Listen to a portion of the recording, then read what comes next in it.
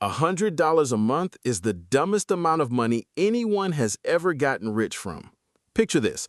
You have two friends. Both are 24 years old. Both are making about $42,000 a year at jobs they kind of hate. They live in the exact same apartment complex in a completely unremarkable American city. They have the same student loans, the same Sunday night dread before work, the same dating apps, and the same gym memberships they keep meaning to actually use. On the outside, you genuinely cannot tell their financial lives apart. Fast forward 40 years. One of them is sitting on the porch of a house they paid cash for, fully retired at 62, casually looking at a brokerage account with over $632,000 in it. The other one? He's 64. He's still working. He's sitting at his kitchen table on a Tuesday night refreshing a 401k balance, doing the brutal math on how many more years he has to grind until he can finally stop. Same income their whole lives, no rich parents, no inheritance, no lottery tickets. The only difference between these two people was $100 a month and a very specific moment around year 9 that I'm going to show you in a minute. And I spend way too much time thinking about why one boring automatic money habit at age 24 quietly crushes decades of saying, "I'll start investing when I make more money." If you've ever told yourself that you'll wait until you're ready to invest, hit that subscribe button, because today we are breaking down exactly why waiting is a guaranteed trap and how $100 a month buys your freedom. Let's look at the math first. I know math makes everyone uncomfortable, but stay with me because the math is the entire game. Let's say you invest $100 a month, every single month. You don't increase it. You don't get fancy and try to pick the next Tesla or Apple. You just throw it into a boring S&P 500 index fund and you forget it exists. Let's assume an 8% annual return, which is, by the way, actually below the historical average of the stock market. Here is what happens. After 10 years, you have about $18,000. And I know exactly what you're thinking right now. 18 grand in a whole decade? That's it? That's what I'm giving up my extra spending money for? Hold on, because this is the exact spot where 90% of people quit. And the next set of numbers is where this gets completely stupid. After 20 years, you have $58,900. You only contributed $24,000 of your own money. The market has now handed you nearly $35,000 on top of that. After 30 years, you have $149,000. You put in $36,000. The market gave you $113,000 in free money for the simple act of not panicking and not touching it. And if we run that same math at the S&P 500's actual historical long-run average of around 10%, you end up with $632,000 from $100 a month. You contributed less than the price of a brand new Toyota Camry, and you ended up with enough cash to buy a house in most of America. Now, before you jump into the comments, yes, inflation exists. Inflation eats some of that purchasing power. But even adjusting for inflation, using a conservative 7% real return, that $100 a month still buys you over $262,000 in today's purchasing power. Meanwhile, if you stuff that cash under a mattress, it loses about 70% of its value over 40 years. Not investing isn't playing it safe. Not investing is just a guaranteed, slow, polite mugging by inflation. So here's where I usually lose half the audience. Because if the math is so obvious, and it is, why isn't everyone doing it? The answer is incredibly annoying. People don't do it because starting with $100 feels insulting. It feels like the financial equivalent of bringing a plastic Tupperware container to a 5-star restaurant. You look at $100 and your brain goes, "That can't possibly be enough to make me rich. I'll just wait until I get that promotion. I'll wait until I have $500 a month to invest." But there's a behavioral finance term for what happens when you wait. It's called anchoring. Researchers studied app-based investors and found something tragic but hilarious. The size of your first investment becomes the anchor for everything you do afterward. If you wait to start until you can invest $1,000 a month, you are permanently setting your current anchor at 0. The reason you haven't started isn't because you can't afford $100. It's because starting small makes you feel small. You'd rather feel like the type of person who's going to invest $1,000 someday than actually be the person investing $100 today. But the person who starts with a measly $100 at age 24 builds a completely different identity. Their anchor becomes, I am an investor. I invest every month. And everything else compounds off of that one tiny decision. All right, now we are at the part I promised you in the intro, the secret about year 9.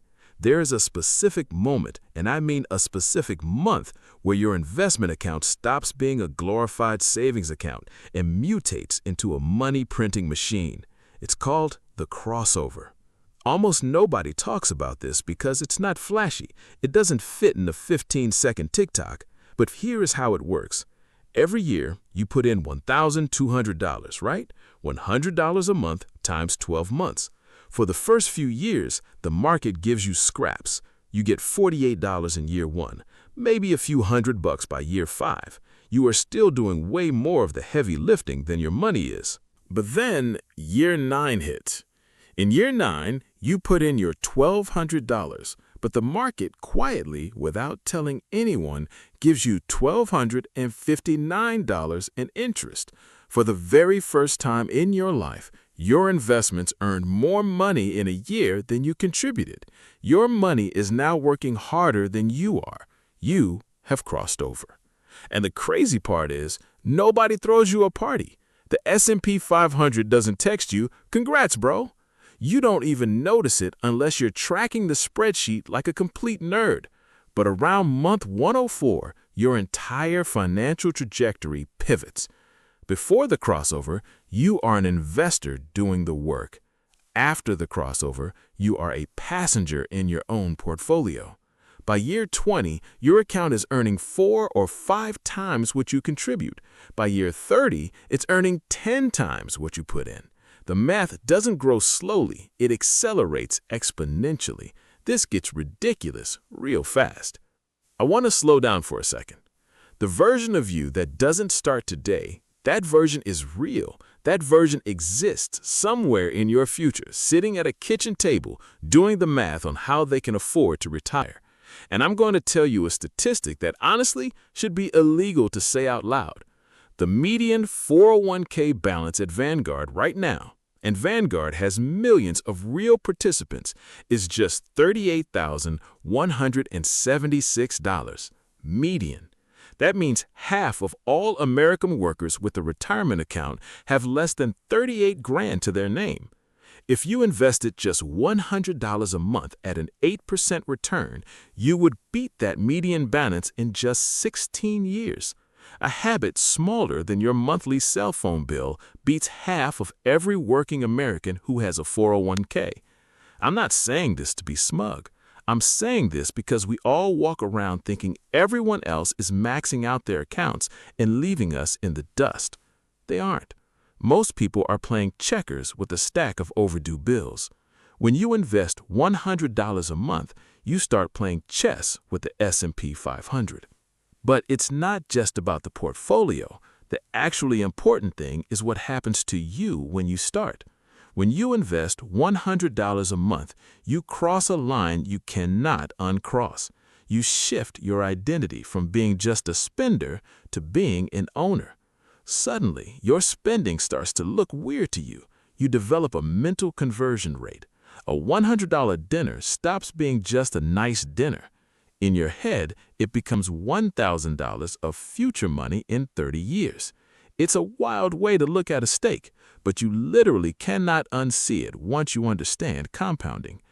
Research shows that when people get a random windfall of cash, like 5 grand, the happiness boost only lasts about 6 months. Half of every treat-yourself purchase you've ever made has a shorter lifespan than a gym membership. If the happiness expires that fast, why do we keep sacrificing our future freedom for it? Abstract math is great, but let's look at 3 specific people to prove this works no matter who you are. Yeah, she's 22, making 42 grand a year at an entry-level job. She has no rich parents. She opened a Roth IRA on her phone in 12 minutes and set up a $100 automatic transfer for the day after payday. She never increases it. She buys a total market index fund. By age 65, she has over $820,000 tax-free. Ya isn't a financial genius. Ya is just on autopay. Jen is 35, a single mom, and just landed a job with a 401k match. Her employer matches 50% of her contributions. She puts in $100, her boss kicks in $50. She set this up on her lunch break in a Wendy's parking lot. Fast forward 30 years, and she has over $223,000. She only paid $36K of that. The match is not a perk. It is a mathematical weapon. Mark is 50. He spent 20 years saying, "I'll start next year."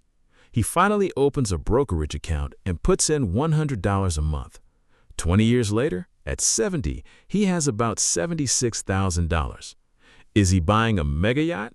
No. But by starting 28 years late on the world's most boring schedule, Mark still beats the median 45-year-old's retirement account today.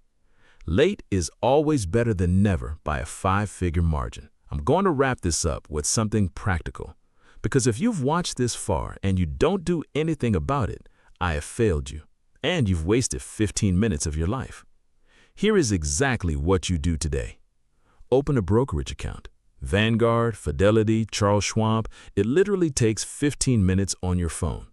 You can do it in the time it takes to scroll Instagram and feel bad about someone else's vacation. Open a Roth IRA inside that account.